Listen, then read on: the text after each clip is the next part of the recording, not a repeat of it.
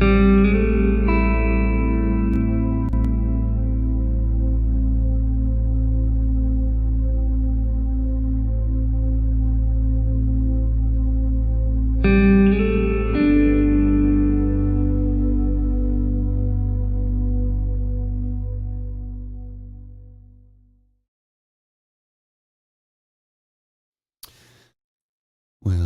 hello. How are you doing this evening? I hope you're doing well. Um, I'm feeling better today than I was this morning. I was a little, I was out there this morning. Actually, last night it was much worse. I had terrible anxiety last night, and I don't know why. I think I just allowed the bad thoughts in, the ones that those thoughts where you become so overwhelmed by absolutely everything it is you have to do that you just are incapable of getting anything done. I was just so overwhelmed by everything that needed to be done. Phone calls that needed to be made, and appointments that needed to be made, and arrangements that needed to be made, and workload that increased, and I was just overwhelmed by it all. I think largely because I didn't sleep well the night before, and that may have had something to do with it. So as a result, I did not. I gotta turn that light off. That light is too bright. That's better. I did not feel like myself last night as a result. So I tried to breathe through the anxiety, which is, one of the best exercises you can do. Try breathing through it, taking deep cleansing breaths. 5 in, hold for 3, exhale. I think there's another formula you're supposed to do, but I usually do 5 in, hold for 3, sometimes hold for 5, and then exhale.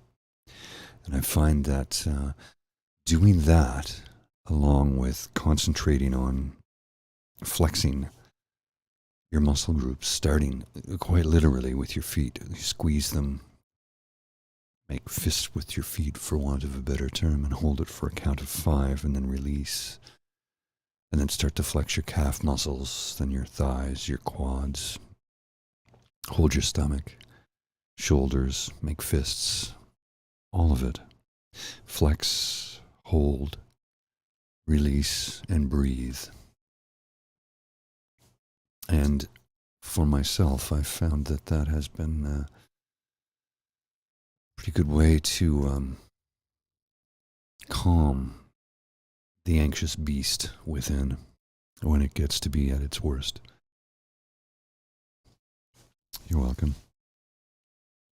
It was, one of those events where everything just overwhelmed me last night, and feel like I let everybody down, and I guess in certain respects I did, and for that I feel terrible. But I had a terrible migraine on top of all the anxiety, so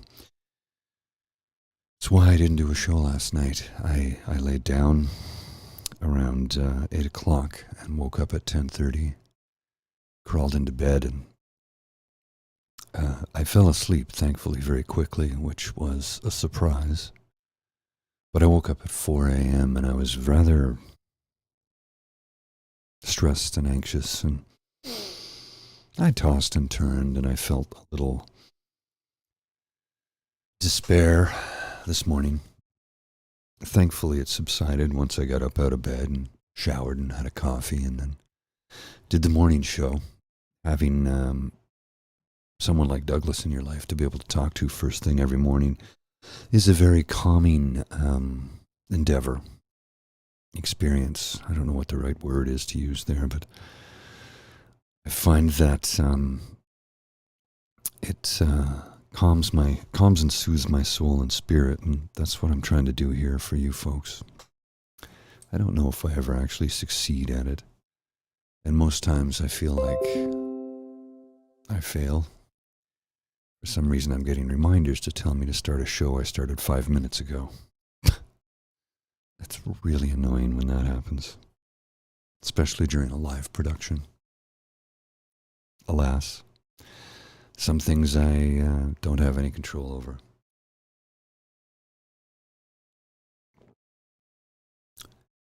It's just a Crown Royal, nothing special. But I wanted a whiskey this evening, so I thought I would pour myself one. I'm going to, I think I'm going to be relatively brief this evening, mostly because I just actually finished work about 15 minutes before I started. I finished my work, came home from the office. I was home at around 5:30, had some dinner, relaxed for about 2 hours, and then at 7:30 I started working again, trying to complete a project for tomorrow. And I've got a rough draft of it done. There'll be tweaks probably later, but yeah, I don't always bring work home with me, except of course when I'm working from home, of course. But I guess that's kind of funny. I tend to leave work at work, and at the end of my workday on a Friday, laptop goes closed and in the laptop bag until Monday morning. Of course, this week I had to go into the office Monday because we had flag raising ceremony to do for Pride Week, because Pride Week in Ottawa takes place at this time of the year due to the very first Pride protest, if you will, back in 1971, called the We Demand protest. There was 100 people there for that, demanding equal rights under the law. And that's kind of where it began in this country, right here in Canada's capital. Anyway, enough about me and my participation the other day in the flag raising ceremony. It was wonderful, and there was a lot of emotions there. A lot of people really felt good about it. You know, very very inclusive, and that's what I'm trying to foster here, is an inclusive community. And you know, if somebody's sexuality is troubling to you, well, that's something I don't really want you to bring in here. You know, if it's a trouble to you, that's fine. But in this space, we don't talk about it in the sense that I will not have a debate here. In space, the space is for kindness, for compassion, for empathy, and for people who feel the need to come and listen to somebody ramble on about how you might be able to improve your mental health status. I say that because, you know, at 55 years of age and having dealt with both depression and anxiety for over 43 years, I have a few tools in the toolbox, so to speak, when it comes to finding methods to cope. I do take medication, and it's been an incredible helpful thing to me, and I'm grateful to have it. Without it, I don't know if I would have made it through the tough times of the shutdown at the beginning of the pandemic. It was stressful, of course, for everybody, but a lot of solitude because, you know, it was go to the grocery store and that was about it. And then we were allowed to establish bubbles and, you know, I'd go over and hang out with friends, and when we would discuss what we were going through and what we were thinking. And a lot of my friends were capable of working from home at the time. I wasn't in the role I had then, so I was home for a couple of months. So that was tough. But the medication really did help get me over that hump and get me through. And I don't wake up hating myself most days now. So I think, put that in the win column. I still have those days, and I still have the days of anxious anxiety, overwhelmed feelings of despair like this morning. But I got over it quickly. Wasn't 100% over it, though. There was a moment today when I could feel it creeping back in, and thankfully a coworker just sort of recognized what I was going through. Said, "Hey, Paul, it's okay. You don't need to worry about it. It's not the end of the world. We'll get it taken care of, and it's all good." And I'm really thankful for that, and grateful to have a work environment where when a coworker is going through something, there are supports there for you. And it's a gift and a privilege to be able to have that, because I know so many people simply don't. So I'm very, very lucky. And again, this is the office that I work at. I'm merely a contractor there, not even an employee, but they treat me like an equal, and that makes me very grateful. Plain power, trying to stay in touch with my emotions is difficult sometimes, but I think fostering an open line of communication like this has helped me to both deal with them and find ways to, open up the chat, if you will, for anybody else who wants to take part.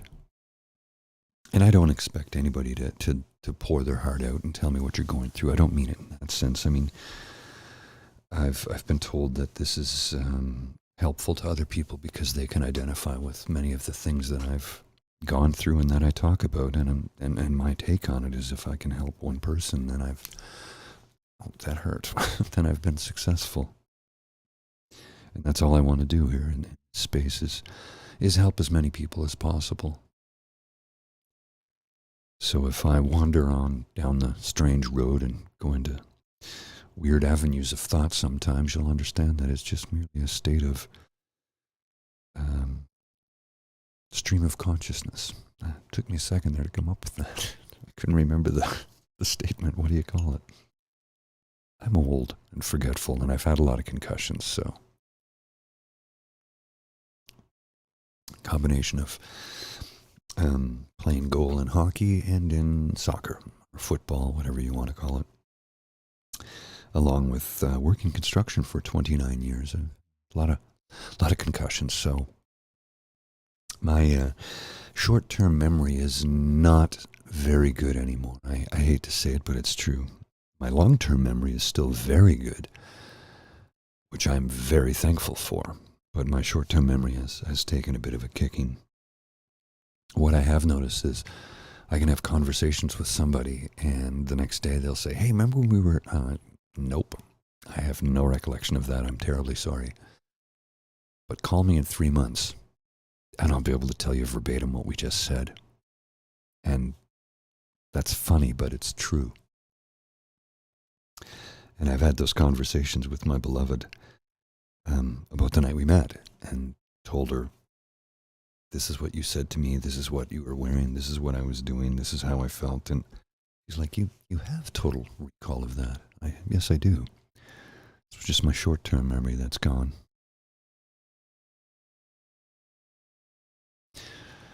Dan, I know what happened to you, buddy, and I'm sorry about that, man.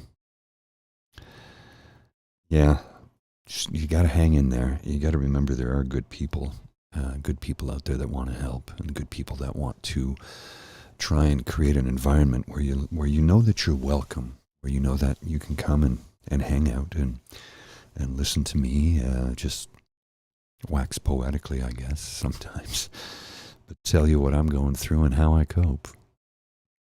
And sometimes how I don't cope. And last night I got through it, obviously, but I wouldn't say I coped very well last night. Pounding headache and a million thoughts and messages coming in and phone calls coming in and people waiting for you to come back. And anyway, I'm okay today. So that's a good thing, right? Thank you, darling. Thank you very much. I love you too. I'm a little cold tonight, hence the wool sweater and the toque. Yeah, it's a little chilly in here. I think because I left the air on and the temperature's dropped. I don't know what it is outside. It says it's 20 degrees, but it feels cold. Now, that being said, I've been sitting at this desk for a few hours doing work, so That might have something to do with it. Oh, thanks, Plain Power. I appreciate that. Well, the thing is,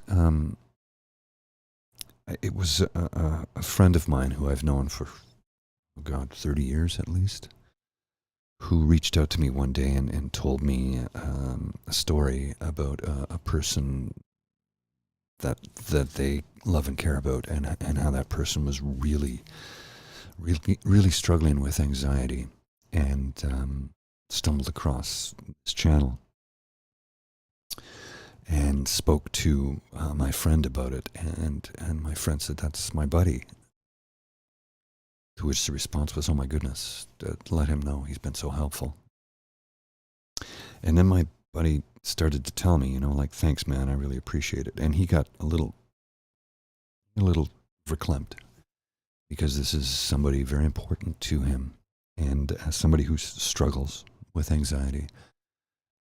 And I'm just grateful to know that I was able to help somebody. And I mean, what did I do? I just talked about what I was going through.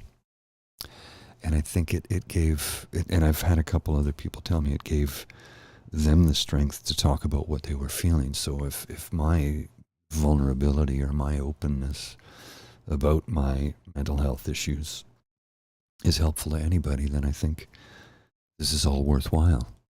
And I'm going to have days when I struggle.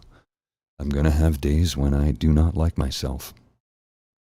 Thankfully, I don't get them as often as I once did. At one point in time, I felt like that for, well, almost all the time. The rare moments when I didn't feel like that was, if I was playing a sport or at a concert, or just, out spending time with friends, when I could get my mind off of the negative impact, those negative thoughts that just rob you of who you are. Well, that's a great way to do it, Plain Power. Fresh air, being in the country helps. Sometimes it's a little bit detrimental to me because of the extreme amount of allergies that I have. So, as much as I love to go out into the country, sometimes it's not enjoyable. I could almost be a bubble boy. That's how many allergies I have. I'm not joking. I've found some things that have helped to diminish my seasonal allergies. They're not gone, but they're not nearly as bad as they used to be. That being said, too much time out in the bush will it takes its toll on me. But that's okay. Anything worth while in life is sometimes you have to pay a little bit of extra toll to have and enjoy. No, my darling, I have not. No, I didn't. I try and be as vague about as many things in my life that involve other people. Here I talk about mostly just what I'm going through, and I try and be as vague as possible when I refer to somebody who's told me they've received some help from this, because I don't want to. It's not my story to tell, right? I have my own story that I can tell, and it's about me. But if it's not,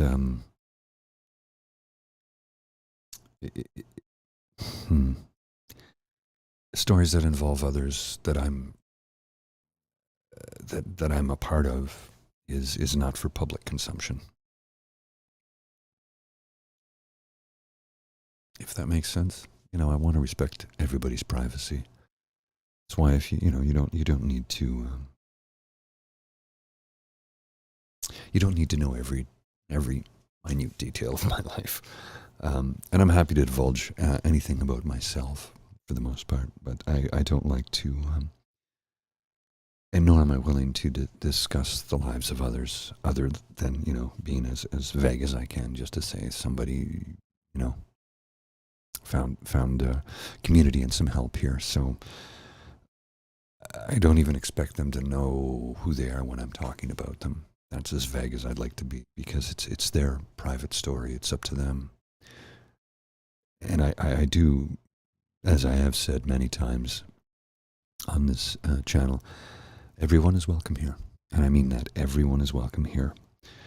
Check everything at the door but your mental health that you want to come in and talk about.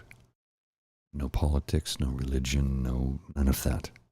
That's all to be left at the door, so we can come in here and talk about how and what we're feeling and what we're going through, and hopefully how I might be able to provide you with a little bit of help.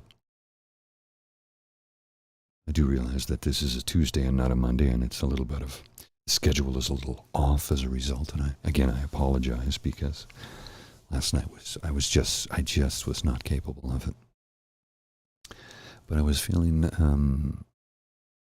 maybe a slight twinge of guilt this morning. That's the honest to goodness truth. The Irish Catholic guilt, hey? That's what I was raised upon, you see. Sorry, Mom, but, you know. But I